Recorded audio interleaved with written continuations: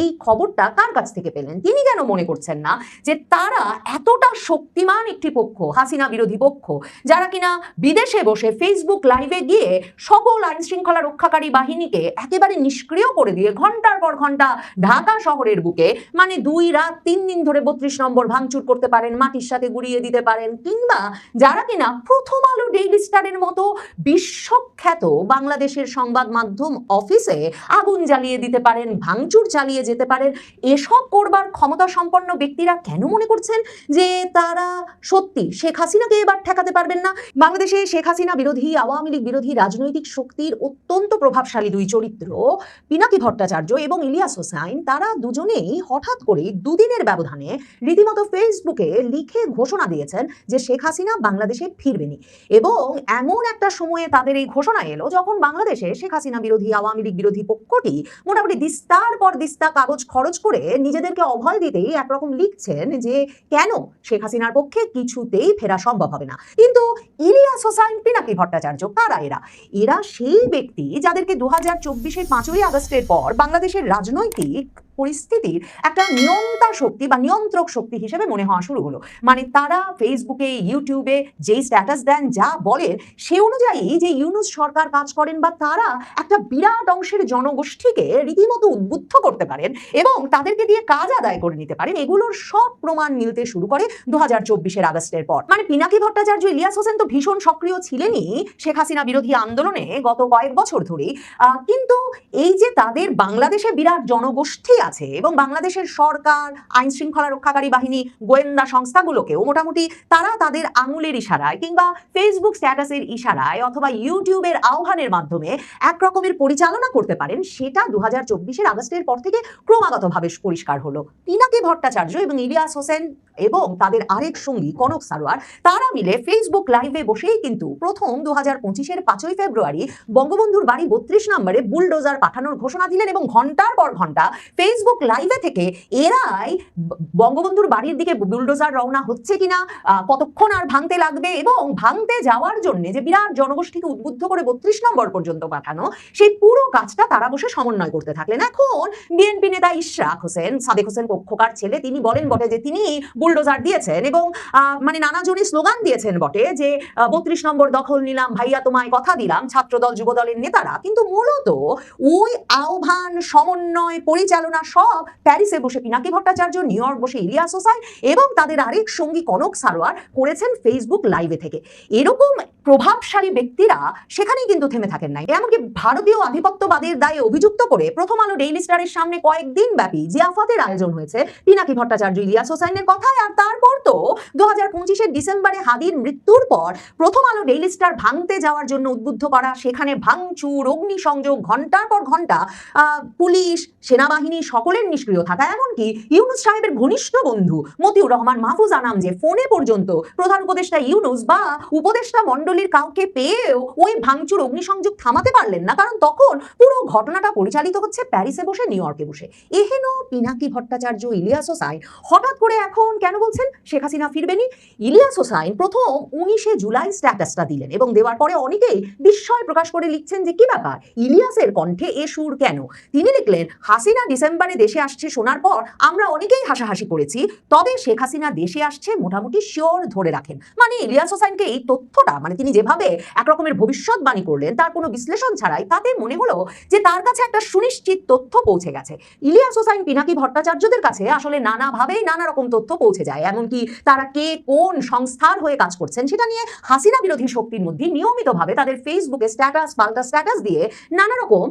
বাকযুদ্ধ চলে। এবং সেসব জায়গায় এই যে ইলিয়াস হোসাইন হঠাৎ করে এমন একটা অবস্থান নিয়ে কথা বললেন যে শেখ হাসিনা দেশে আসছে মোটামুটি শিওর ধরে রাখেন, এই ভবিষ্যৎবাণীটা তিনি করলেন, তিনি এই খবরটা কার কাছ থেকে পেলেন? তিনি কেন মনে করছেন না যে তারা এতটা শক্তিমান একটি পক্ষ, হাসিনা বিরোধী পক্ষ, যারা কিনা বিদেশে বসে ফেসবুক লাইভে গিয়ে সকল আইন শৃঙ্খলা রক্ষাকারী বাহিনীকে একেবারে নিষ্ক্রিয় করে দিয়ে ঘন্টার পর ঘন্টা ঢাকা শহরের বুকে মানে 2 রাত 3 দিন ধরে 32 নম্বর ভাঙচুর করতে পারেন, মাটির সাথে গুড়িয়ে দিতে পারেন, কিংবা যারা কিনা প্রথম আলো, ডেইলি স্টারের মতো বিশ্বখ্যাত বাংলাদেশের সংবাদ মাধ্যম অফিসে আগুন জ্বালিয়ে দিতে পারেন, ভাঙচুর চালিয়ে যেতে পারেন, এসব করবার ক্ষমতা সম্পন্ন ব্যক্তিরা কেন মনে করছেন যে তারা সত্যি শেখ হাসিনাকে এবার ঠেকাতে পারবেন না এবং শেখ হাসিনা দেশে ফিরলে তাকে প্রতিরোধ করা হবে এসবের ডাক না দিয়ে, বা এয়ারপোর্টে আগুন জ্বালিয়ে দেওয়া হবে, কিংবা কোটি কোটি ইলিয়াস পিনাকি সমর্থক বিমানবন্দরে ছুটে গিয়ে শেখ হাসিনার দেশে আসা প্রতিহত করবে, এ ধরনের কোনো হুমকি ধামকি না দিয়ে এক রকমের হার মেনে নিয়ে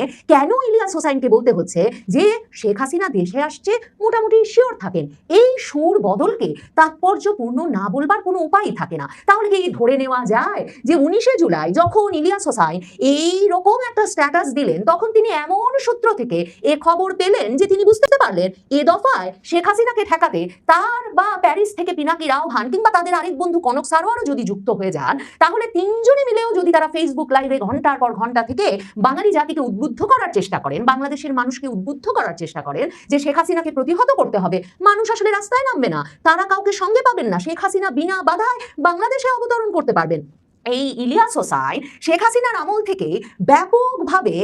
সেনাবাহিনীর ভেতরে যে শেখ হাসিনার প্রতি বিক্ষুব্ধ পক্ষ, যাদের নানা কারণে কখনো জঙ্গিবাদের সঙ্গে জড়িত থাকার অভিযোগে, কখনো স্ত্রীকে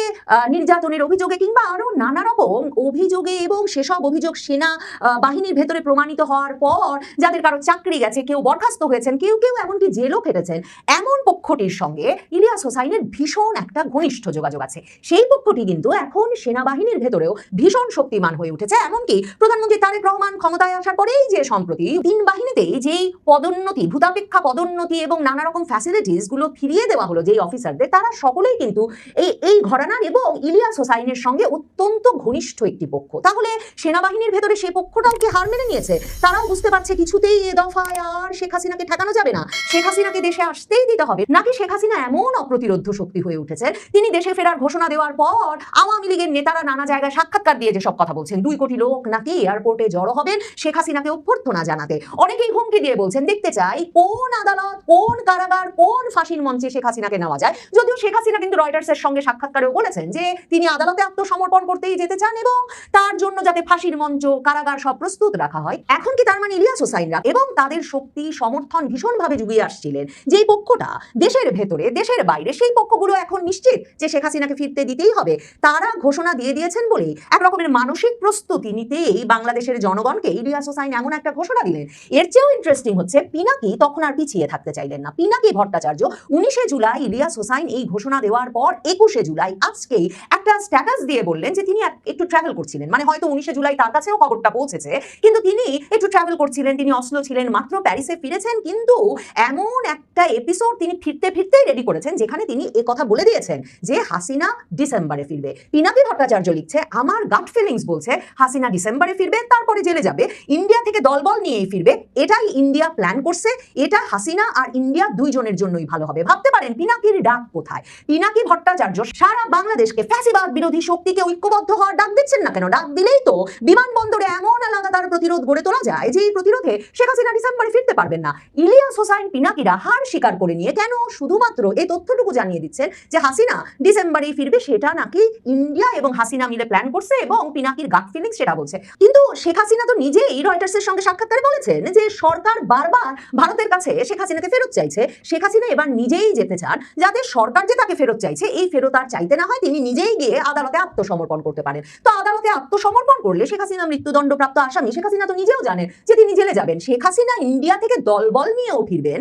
মানে যেসব বিষয় নিয়ে সবচেয়ে বেশি হাসাহাসি হচ্ছে বাংলাদেশের প্রথম আলোর কলামিস্ট মহল এবং বিশ্লেষক মহলে, যে শেখ হাসিনা বলবেন আর তার নেতারা কি তার সঙ্গে সঙ্গে ফিরে যাবেন। এখন পিনাকি ভট্টাচার্য ফেসবুকে বসে ঘোষণা দিচ্ছেন শেখ হাসিনা ইন্ডিয়া থেকে দলবল নিয়েই ফিরবে। তার মানে শেখ হাসিনা যে রীতিমতো ঘর গুছিয়ে, দল গুছিয়ে এবং আন্তর্জাতিক বিভিন্ন পক্ষকে গুছিয়ে সরকারের ওপর যথেষ্ট চাপ সৃষ্টির যথাযথ পরিস্থিতি তৈরি করে দেশে ফেরার ব্যবস্থা করে ফেলেছেন, সে খবর পিনাকির কাছেও পৌঁছে গেছে, ইলিয়াস হোসাইনের কাছেও পৌঁছে গেছে। শেখ হাসিনা ফিরবেন সেটা বুঝতে জানতে শেখ হাসিনার আন্তর্জাতিক সংবাদ মাধ্যমে ঘোষণার পরেও হয়তো পিনাকি ইলিয়াসের এই ঘোষণার প্রয়োজন ছিল না। কিন্তু যখন একদল হাসাহাসি করে শেখ হাসিনা ফিরবেন কিনা তা নিয়ে সন্দেহের উদ্রেক করে সন্দেহটা জিইয়ে রাখতে চাইছিলেন অন্তত ডিসেম্বর পর্যন্ত, তাদেরকে দুর্বল করে হাসিনা বিরোধী শক্তির প্রতিভূ পিনাকি ইলিয়াসের এমন ঘোষণা আসলে কিসের ইঙ্গিত? এটা তারও ইঙ্গিত যে তারেক রহমান সরকারের অন্তত শেখ হাসিনাকে ঠেকিয়ে দেওয়ার ক্ষমতা নেই, কিংবা হয়তোবা আরব বসন্তের মতোই যে বাংলাদেশেও নতুন বসন্ত আসছে, তারেক রহমান সরকারই ডিসেম্বর পর্যন্ত থাকবে না, সেই ঘটনাটি ঘটতে যাচ্ছে, সেটা রীতিমতো উত্তর পাড়া থেকে কিংবা আরো কোনো জায়গা থেকে খবর চলে এসেছে পিনাকি ইলিয়াসের কাছে। কিংবা হয়তো তারা বুঝতে পারছেন শেখ হাসিনা যখন দেশে ফিরবেন ততদিনে বাংলাদেশের রাজনৈতিক পরিস্থিতিটা এমন পাল্টে যাবে যে ফেসবুক লাইভে বাড়ি ভাঙা তো দূরের কথা, শেখ হাসিনা বিরোধী, ফ্যাসিবাদ বিরোধী শক্তিকে হয়তো সে সময় ব্যাপকভাবে দৌড়ের উপর থাকতে হবে।